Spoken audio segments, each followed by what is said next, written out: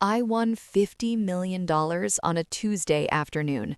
Not the kind of Tuesday you remember for the rest of your life, just a regular one. Gray sky, half-cold coffee, my son humming to himself in the back seat as I drove. The email came first. I almost deleted it. It looked like spam. Bright subject line, too many exclamation points. But something told me to open it. Maybe it was instinct. Maybe it was desperation. Or maybe, just maybe, it was God finally answering prayers I had whispered into pillows for years. Congratulations, you are the sole winner. My hands started shaking before my brain caught up. I pulled over so fast the car behind me honked. I didn't care. I reread the email. Then again. Then I screamed, one sharp, ugly sound that scared my son. "Mommy?" he asked, wide-eyed. "Are we in trouble?" I laughed. I cried. I laughed again. "No, baby," I said, wiping my face. Mommy just got very lucky. $50 million. No more counting coins at the grocery store. No more pretending I wasn't hungry so my son could eat more. No more asking my husband if we could afford to dream. My first thought wasn't the money.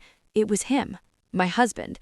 Because for the first time in our marriage, I was the one bringing something huge home. I imagined his face when I told him, shock, joy, pride.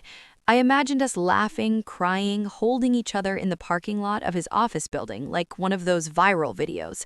So I turned the car around. I picked my son up from school early. He thought it was a surprise day. Ice cream, maybe a movie. He had no idea his life was about to change forever, or that it was about to shatter. The office building stood tall and polished downtown. Glass walls, security desk, quiet confidence. The kind of place where people wore tailored suits and smiled without warmth. I'd been there before, plenty of times. But that day, my heart was racing. We took the elevator to the 7th floor. I held my son's hand tight, already planning how I'd say it. I won. We're free. We made it. As we walked down the hallway, something felt off. The office was quieter than usual. Too quiet. Lights dimmed, phones unattended. Then I heard it. At first I thought it was construction, or maybe laughter, but as I got closer to my husband's office door, the sound became clearer. Low, breathless, urgent. A woman's voice. My stomach dropped. I stopped walking. My son tugged my hand. "Mommy, Daddy's office is there." I didn't answer, because the noises weren't accidental, they weren't innocent, they were intimate, and they were coming behind my husband's door. My hand hovered inches from the handle. $50 million sat like fire in my chest, and in that moment I realized something terrifying. I might have just walked into the most expensive betrayal of my life. Before I tell you what I did next, you need to understand who I was, who he was, and how we got to that hallway on the 7th floor, because betrayals don't come out of nowhere. They grow quietly, inside love, inside silence, inside sacrifices no one applauds. My name is Naomi Carter. I'm a Black woman who learned early how to survive without complaint. I was raised by a mother who worked double shifts and smiled through exhaustion like it was a duty. She taught me how to stretch meals, how to make dignity out of very little, and how to love people even when they didn't know how to love you back. I carried that lesson into my marriage. I met Daniel Carter 12 years ago, back when we both had nothing but ambition and borrowed confidence. He was charming in a quiet way, well-spoken, thoughtful, the kind of man who listened when you talked and remembered details. He made me feel seen. Back then, he didn't have an office on the 7th floor. He had a shared desk and a dream. When we married, we promised to build together, and for a while, we did. Our son Micah came into the world 5 years later. Wide smile, curious eyes, always asking questions like the world owed him answers. He was the best thing either of us ever made. But children don't just change your heart, they change your math. Suddenly, everything had a price. Daniel's career took off slowly but steadily. Promotions, longer hours, more late meetings. I told myself this was normal, that this was what progress looked like. So I adjusted. I paused my own ambitions, took flexible work, became the reliable one, the one who remembered appointments, packed lunches, and kept the lights on emotionally. I was the background music to his success, and I didn't resent it, not at first. Over time, something shifted. Daniel started coming home tired in a way that felt distant, not exhausted, removed. His phone never left his hand. He stopped asking how my day was and started answering texts during dinner. When I asked if something was wrong, he'd smile and say, "Just pressure, you know how it is." And I did, because as a Black woman, I knew pressure. I lived with it. I breathed through it. I swallowed it so others could be comfortable. So I let it go. Again and again. The office job changed him, not dramatically, subtly. New suits, new confidence, new people whose names he didn't explain. There was a woman he mentioned sometimes, Lauren. "She's on my team," he'd say casually, "very competent." The name didn't stick out then. I trusted my husband. Trust wasn't something I rationed. That morning, the morning I won the money, I remember standing in the bathroom mirror before leaving the house. I looked tired. Not broken, not defeated, just invisible. I didn't know then that I was standing on the edge of a life-altering truth. I didn't know that the woman I was, patient, loyal, forgiving, was about to be tested in ways I never imagined. And as I stood in that hallway outside Daniel's office, holding Micah's hand, listening to sounds that didn't belong in a workplace, I realized a painful thing. I had spent years building a marriage with my whole heart, and I didn't know who my husband had been building with. My hand was still hovering near the door when it happened. A soft laugh slipped through the wood. Not loud, not playful, intimate. The kind of laugh someone makes when they feel safe being seen. My chest tightened so hard I thought I might collapse right there in the hallway. Micah squeezed my fingers. "Mommy?" I knelt down quickly, forcing a smile that didn't reach my eyes. "Stay right here, okay? Mommy just needs to talk to Daddy for a second." Before my courage could evaporate, I knocked. The sounds stopped instantly. Silence rushed in like a held breath. Footsteps shuffled, a chair scraped, a whisper too muffled to understand. Then the door opened. Daniel stood there, tie loosened, face flushed. For half a second, relief crossed his face. Then he saw Micah behind me, and then he saw my eyes. "Naomi," he said too quickly, What are you doing here?" I stepped past him before he could block me. That's when I saw her. She was standing near his desk, smoothing down a fitted blazer, like she'd just remembered where she was, beautiful in a way that demanded attention. Light skin, soft curls, confident posture. She looked at me, then at Micah, then back at Daniel. No shock, no guilt, just calculation. "Hi," she said, smiling politely. "You must be Naomi." The room tilted. "You know my name?" I asked. Daniel's voice cracked. "Naomi, this isn't—" "I'm Lauren," she interrupted smoothly. "Daniel's colleague." Colleague. The word sat heavy in the air, soaked in lies. Micah peeked around my leg. "Daddy?" Daniel rushed forward, kneeling. "Hey, buddy, what are you doing here?" Micah smiled. "Mommy said we had a surprise." A surprise. I almost laughed. Instead, I locked eyes with Daniel. "We need to talk," I said calmly, too calmly. Lauren glanced at her watch. "I should go." She walked past me slowly, her shoulder brushing mine like it was an accident. It wasn't. As the door closed behind her, Daniel exhaled like he'd been holding his breath for months. "That was nothing," he said quickly. "I swear." I didn't raise my voice. I didn't cry. I walked to his desk. There it was, a framed photo. Not of us, not of Micah.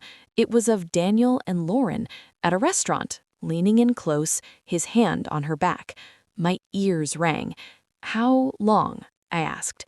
Daniel didn't answer. "How long?" I repeated. He rubbed his face. "It just happened." I laughed then, a sharp, broken sound. People trip and fall. They don't accidentally build a second life. Micah climbed into the chair, swinging his legs. "Mommy, can we go now?" That was when something inside me shifted. I looked at my son, then at my husband. Then I remembered the email, the money, the future sitting in my phone like a loaded truth. And for the first time since walking into that building, I realized I wasn't trapped. I straightened my back. "Get your things," I said to Micah softly. "We're leaving." Daniel stood up fast. "Naomi, wait, please, we can fix this." I turned to him at the door. "There are some things money can't buy," I said. Then I paused. "And some things it can." I walked out before he could ask what I meant. The drive home was quiet in the kind of way that feels loud. Micah stared out the window, kicking his feet against the back of the seat. He didn't ask questions. Children know when the air isn't safe for them to speak. My hands were steady on the steering wheel. That scared me. I wasn't shaking. I wasn't crying. I felt clear. Too clear. When we pulled into the driveway, the house looked exactly the same as it had that morning. Same curtains, same welcome mat, same life pretending nothing had changed. Inside, I sent Micah to his room with his tablet and a snack. He obeyed without protest. The moment his door closed, I collapsed on the kitchen floor. The sob came from somewhere deep, a sound I didn't recognize as my own. Years of swallowing hurt finally came up all at once. I cried for the woman I used to be, for the loyalty I gave without conditions, for the marriage I thought I was protecting. And then my phone buzzed. Daniel. Again. And again. I wiped my face and answered on the fourth call. "Please," he said, voice shaking. "Don't do this. Don't take Micah and disappear." Disappear. The word told me everything. "You didn't think about disappearing when you locked your office door." Silence. Then quieter. "I made a mistake." "No," I said firmly. "You made a pattern." I hung up. That night, he came home late. He tried to touch my arm. I stepped away. He slept on the couch without being told. At 3 in the morning, I sat at the kitchen table staring at my phone. The email was still there. $50 million. Enough to erase debt. Enough to start over. Enough to walk away without fear. But money doesn't make decisions. People do. The next few days were hell. Daniel apologized constantly, over-explaining, promised therapy, promised transparency, promised it was over with her. But I couldn't unsee the photo frame on his desk, the space where our family should have been. At school pickup, other mothers smiled at me, unaware my life had cracked open. At work, I answered emails like my world wasn't on fire. At night, I lay awake listening to Daniel breathe on the couch, wondering when love had turned into tolerance. Then something happened. A message request from Lauren. I stared at her name for a full minute before opening it. "I think you deserve the truth. Can we talk?"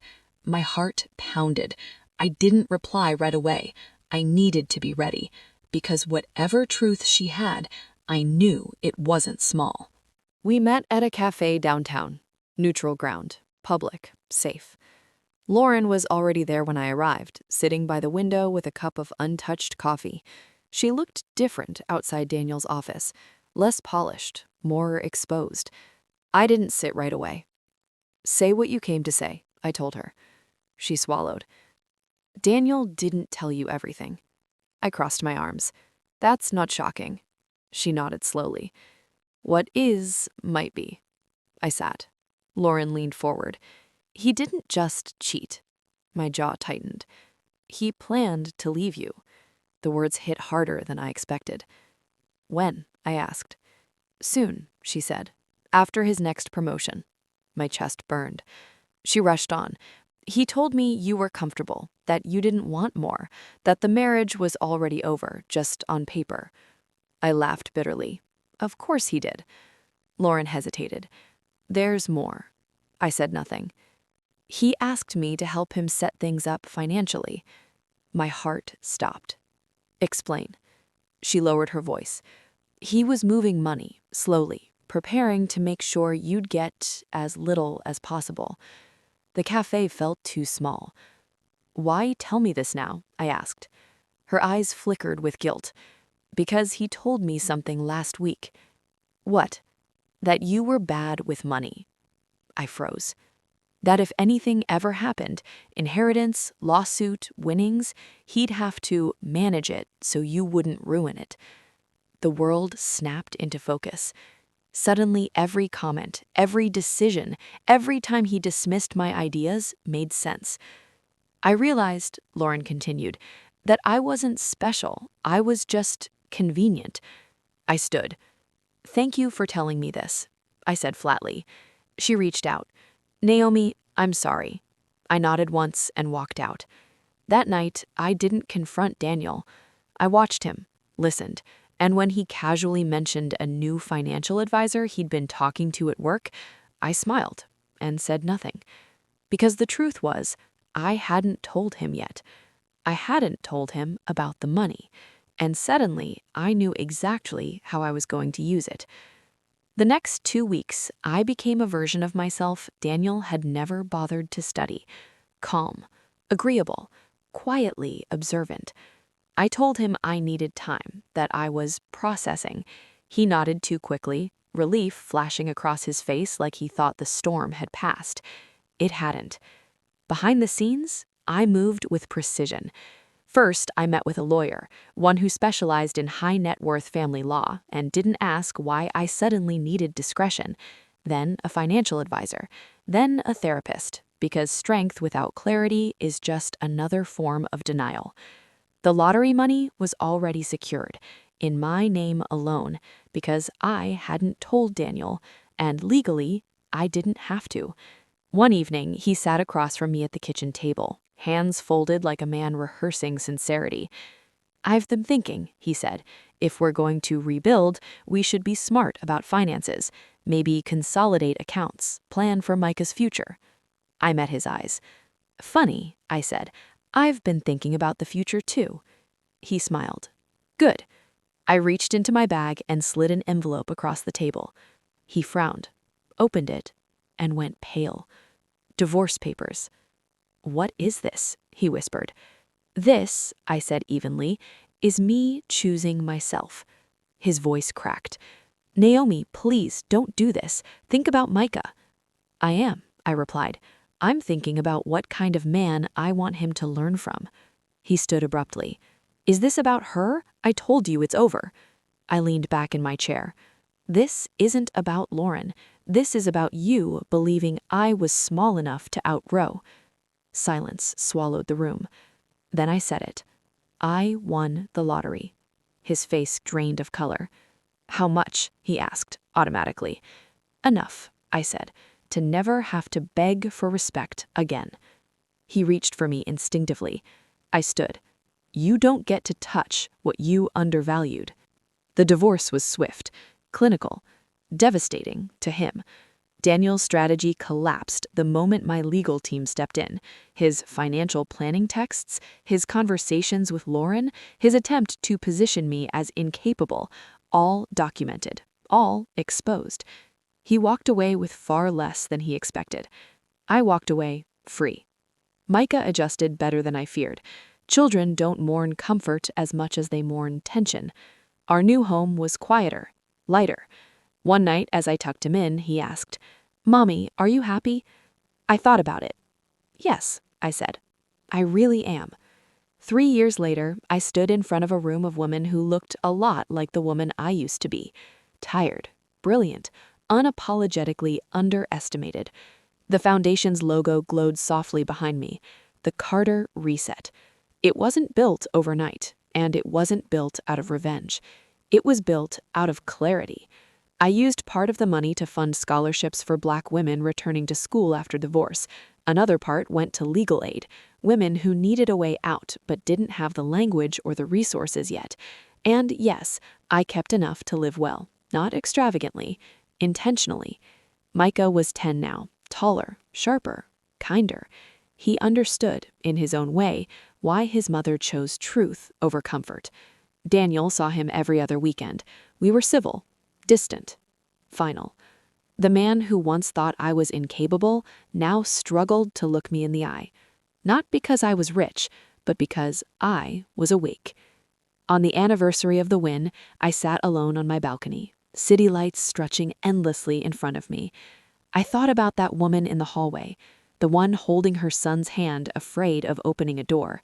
If I could speak to her now, I'd say this: you weren't lucky because you won money. You were lucky because the truth showed up at the same time. Because wealth can change your lifestyle. But truth changes your life.